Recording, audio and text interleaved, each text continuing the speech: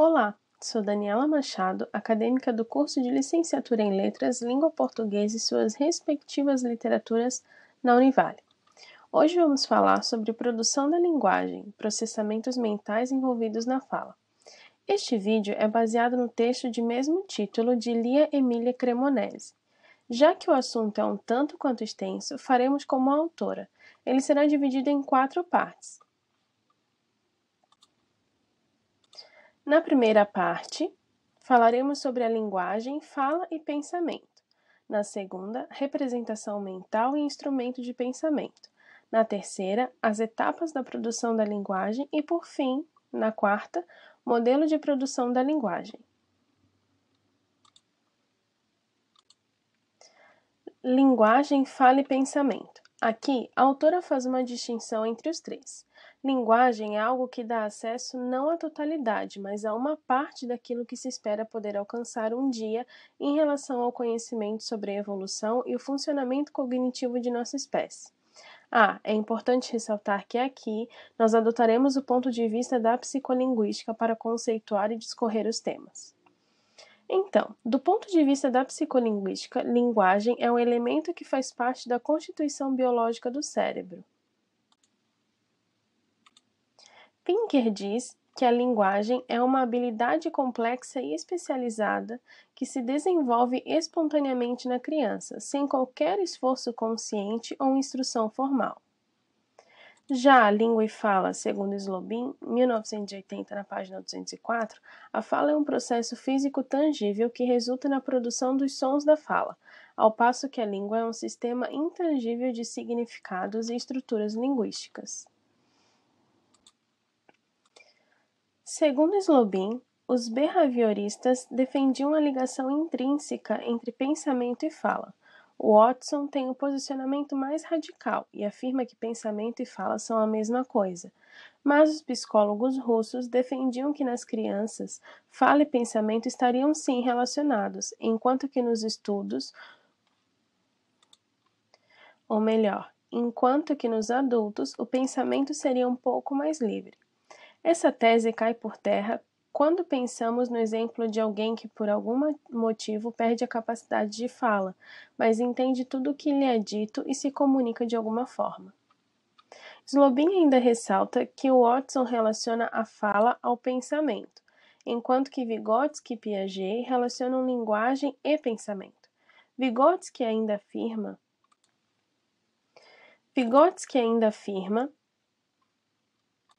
que não há correspondência entre as unidades do pensamento e aquelas da fala. O pensamento tem a sua própria estrutura e a transição entre ele e a linguagem não é coisa fácil. Sem a língua, a existência humana, cultura, o comportamento, o pensamento, certamente não seria como é, e que, portanto, ninguém negue o papel central da língua na vida humana. Definir a natureza desse papel tem sido um problema difícil e persistente, é a afirmação de Slobin.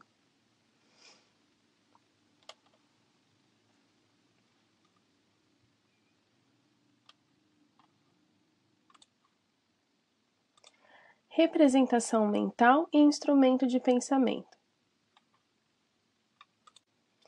Se consideramos a língua como uma entre as muitas formas de representação mental, devemos nos perguntar quais são as relações entre essas formas, o que é estrutural, mas, se consideramos a língua como um dos instrumentos do pensamento, precisamos entender como esse instrumento influencia os processos cognitivos, o que ele é e qual o seu uso. No que diz respeito à linguagem como representação mental, é necessário que o conhecimento seja codificado e armazenado de alguma forma para que os processos do pensamento, raciocínio, planejamento, solução de problemas se realizem. É importante lembrar que, enquanto cores, faces, representações artísticas são representadas por imagem em nosso pensamento, alguns conhecimentos só podem ser expressos por palavras, como é o caso do que estamos fazendo aqui hoje. Quando tratamos a língua como um dos instrumentos do pensamento, é necessário nos atentarmos ao uso da língua como instrumento do pensamento, internamente, e como instrumento de comunicação interpessoalmente. pois os dois aspectos relacionam-se de forma direta com os papéis que a linguagem exerce na aprendizagem e na memória. Segundo Slobin, a capacidade de codificar experiências verbalmente influencia, muitas vezes, o modo pelo qual essas experiências são lembradas. De fato, muitas lembranças são distorcidas justamente porque estão armazenadas de forma verbal. Nem tudo pode ser representado precisamente na forma verbal, pois a memória pode falhar. Enquanto que memórias que associam imagens e elementos verbais têm a tendência de serem mais facilmente acessadas, como, por exemplo, bola. Quando eu disse a palavra, você automaticamente a associou ao objeto. O autor ainda afirma que nós lembramos dos acontecimentos como queremos lembrá-los. Isso pode acontecer para atender aos nossos preconceitos ou desejos. Essa mudança nas memórias das nossas histórias e de acontecimentos ocorrem para que haja um nivelamento onde muitos acontecimentos desaparecem para maior concisão, deixando a história mais curta e esquemática, enquanto que o aguçamento destaca alguns detalhes que são repetidos e recontados. Um estudo feito através do acompanhamento com crianças com microcefalia confirmou a hipótese de que o tamanho do cérebro não é determinante para a aquisição da linguagem, já que essas crianças apresentaram somente um atraso e não a falta no desenvolvimento linguístico. Logo, Slobin afirma que a nossa capacidade para a linguagem está relacionada à organização do cérebro e não à sua massa. Paul Broca constatou, após realizar um exame no cérebro, uma lesão na parte frontal do hemisfério esquerdo no cérebro, chamada posteriormente de área de Broca, de um paciente que entendia o que lhe diziam, mas havia perdido a capacidade de produzir palavras, com exceção ao monossílabo tan. Pouco tempo depois, Wernicke formulou a hipótese de uma conexão entre a parte posterior do giro temporal do hemisfério esquerdo, que processa as imagens sensoriais acústicas das palavras, com a que processa as imagens motoras de palavras e sílabas, o que explicaria o fato de haver pacientes cujas lesões na posteriormente chamada área 22 de Brodmann tivessem a compreensão verbal comprometida, embora eles produzissem um discurso fluente, mas sem sentido, conhecido como o discurso da jargonofasia. A denominação corrente para esse tipo de afasia passou a ser afasia de recepção ou receptiva. Kimura descobriu por meio de uma tese denominada Tarefa de Audição Dicotômica que os ouvintes relatam com mais exatidão a matéria verbal apresentada no ouvido direito do que a matéria simultaneamente apresentada ao ouvido esquerdo. Não se trata de uma diferença fisiológica de recepção sonora entre os ouvidos, mas de interpretação diferenciada pelo cérebro. O hemisfério esquerdo se ajusta perfeitamente a receber os sons para fins de realização estritamente linguística ou acústica. O hemisfério direito é superior ao esquerdo na tarefa de detectar sons ambientais, não linguísticos e melodias.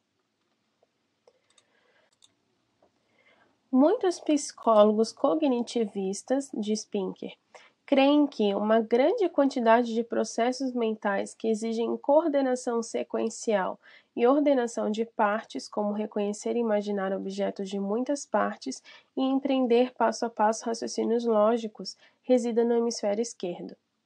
Mas há também capacidade linguística no hemisfério direito do cérebro. Para Slobin, isso possivelmente é uma garantia do cérebro para o caso de haver alguma lesão no lado esquerdo. Essa capacidade linguística é limitada. Se há dano cerebral no lado esquerdo ainda na infância, o lado direito assume a sua função. A aquisição de palavras ocorre normalmente. Porém, a capacidade sintática de combinações, mesmo que adequada, não se iguala à alcançada pelo hemisfério esquerdo.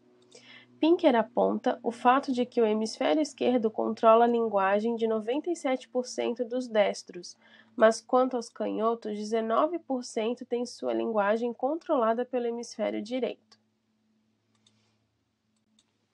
68% pelo esquerdo e os demais por ambos os lados. Casos em que os indivíduos, devido à linguagem estar distribuída de forma mais uniforme, apresentam maior possibilidade, no caso de terem lesão cerebral, de não sofrerem afasia. Além disso, alguns dados demonstram que, embora os canhotos se destaquem em matemática e atividades espaciais e artísticas, eles são mais suscetíveis a distúrbios de linguagem, como dislexia e gagueira. Pinker ainda explica que a língua é um instinto. Nós já nascemos programados para fazer o uso dela, e isso já foi comprovado em testes. As crianças ouvem como os adultos. Elas já nascem com essa habilidade, mas ainda precisam de interação social para aprender a gramática de sua língua e desenvolver a fala. Elas nascem com a habilidade de ouvir todos os fonemas possíveis em todas as línguas, mas conforme crescem e aprendem a melodia, selecionam os fonemas necessários para a sua própria língua materna. Pinker explica que entre os 5 e os 7 meses, os bebês começam a brincar com sons, entre os 7 e os 8 meses a balbuciar sílabas verdadeiras, cujos sons consistem em padrões de fonemas e sílabas comuns a todas as línguas, e diz que essa fase é importante porque, ao escutar seu próprio balbúcio, os bebês aprendem quando devem mover que músculo em que sentido para obter que mudança no som. Um pouco antes de 1 ano, as crianças começam a compreender palavras e, em seguida, com cerca de 1 ano, começam a emiti-las. Por volta dos 18 meses ou 1 ano e meio, a linguagem deslancha. O incremento de vocabulário ganha velocidade de no mínimo uma palavra nova a cada 2 horas que a criança irá manter até o fim da adolescência. Já do final do 2º ano até os 3 anos e meio aproximadamente, a linguagem das crianças transforma-se numa conversa gramatical fluente, desabrochando de maneira tão rápida que desconcerta os pesquisadores, e até agora ninguém conseguiu descobrir a sequência exata desse processo. Pode-se dizer que é provável que os seres humanos levam cerca de 3 anos até o domínio completo de sua língua materna, uma vez que a linguagem se desenvolve à medida que a criança cresce e, consequentemente, seu cérebro também se desenvolve. Os seres humanos, diferentemente dos outros animais, não nascem prontos. Se o tempo da gestação humana fosse proporcional ao dos demais primatas, duraria 18 meses, idade em que, de fato, as crianças começam a juntar palavras. A linguagem parece desenvolver-se na velocidade que o cérebro em crescimento tolera. O hemisfério que se relaciona com a linguagem está predisposto a adquirir a língua num estágio apropriado de maturação. As etapas da produção da linguagem. Rodrigues diz que a produção da linguagem é um processo altamente complexo que ocorre de forma automática, podendo se dar num ritmo de 2 a 3 palavras por segundo. A autora destaca que é mais difícil produzir um texto oral do que o entender. Afinal, em primeiro lugar, o falante decide o que e como vai dizer, ao passo que o ouvinte reconhecerá e interpretará a mensagem recebida. Além disso, os modelos psicolinguísticos de produção da linguagem verbal oral têm que dar conta de como somos capazes de produzir palavras numa velocidade de até 3 por segundo, isto é, 180 palavras por minuto. Modelo de produção da linguagem. Segundo Sclier Cabral, há 3 propriedades importantes relacionadas a esse modelo.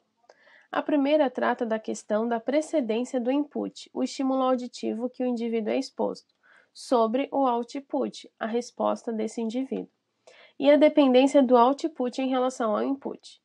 Isso implica que a criança poderá falar apenas se tiver ouvido adultos falando e perceptivelmente tenha dado sinais, embora ainda não consiga produzi-las, de tê-los compreendido.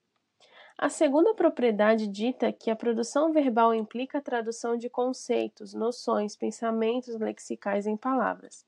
E, por fim, no último momento da produção verbal oral, a execução dos gestos motores do aparelho fonador, que ocorre a partir da ativação das sílabas fonéticas que formam a palavra escolhida, constantes no silabário que começa a ser fixado na fase do balbucio. O silabário, explica Sclier Cabral, surge quando as sílabas entram na composição de palavras.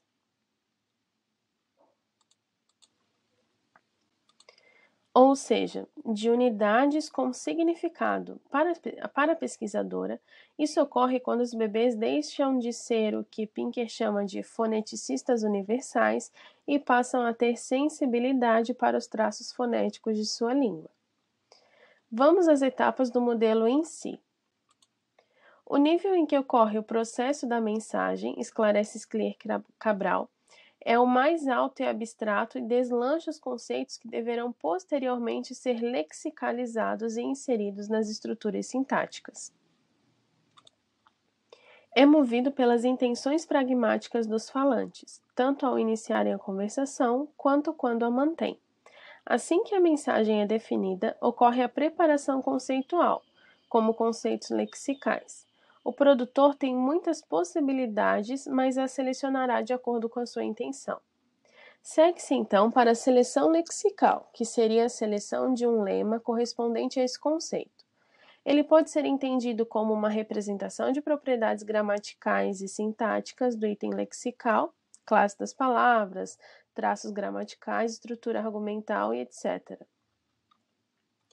Após essa seleção, ocorre a codificação morfofonológica e a silabificação, nível chamado de forma em que aparecem os morfemas integrantes da palavra, cujos fonemas constituintes e sua ordem são determinados. Da combinação dos morfemas resulta o output seguinte, que é a palavra fonológica. O próximo momento é a condição fonética. A ela cabe computar a pontuação gestual da palavra fonológica, ou seja, especificar a tarefa articulatória na produção da palavra.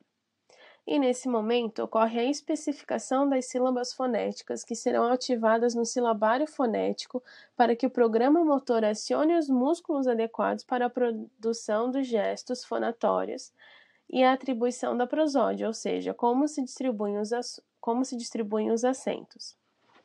Por fim, dá-se então a articulação pelo aparelho fonador, sendo necessárias tanto a coordenação de músculos em movimentos simultâneos para a obtenção de um mesmo som, alvo, quanto simultaneamente a antecipação dos gestos da sílaba seguinte, com todos os efeitos das mudanças contextuais decorrentes, já que a execução é totalmente dinâmica. Por último,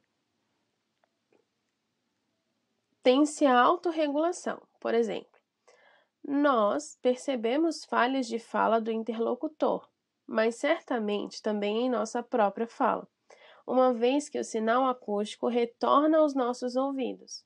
Além disso, ainda realizamos autorregulação do nosso discurso interior, o que afeta o tempo de reação da fala, uma vez que a decodificação se torna mais lenta. É importante lembrar que o falante não tem, evidentemente, consciência das etapas de produção de sua fala.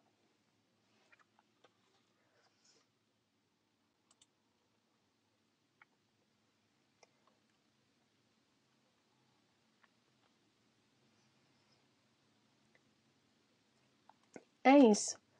Muito obrigada e até mais.